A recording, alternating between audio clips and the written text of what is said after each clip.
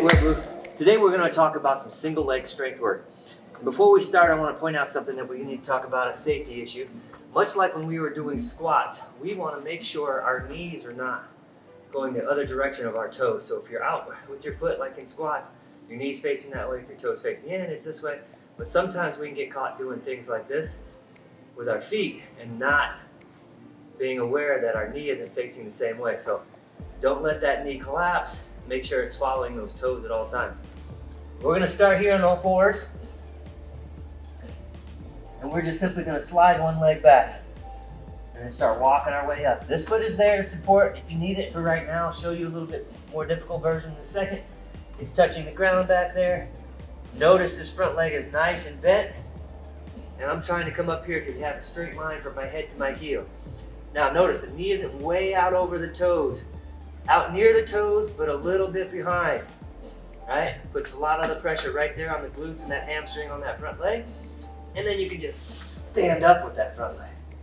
Push it back. Again, toes in contact with the ground right now. That's perfectly legit. Walk yourself back down to the ground. And we can do the other side. And I'll step it up a notch here by leaving that leg off the ground. And I'm maintaining that bent leg. Nice and tall. Straight line from my head to my heel. And stand up. And then back down I go. Whoa.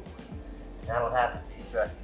A little bit harder version of that is we just get down into our push-up position. Get that one leg off the ground, the other knee stays in contact, and we just walk it straight back with the foot off the ground, still into my position. Boom, pull underneath. Hinge, push it back, walk it down to the ground, and we go with the other leg. Stabilize, stabilize, stand.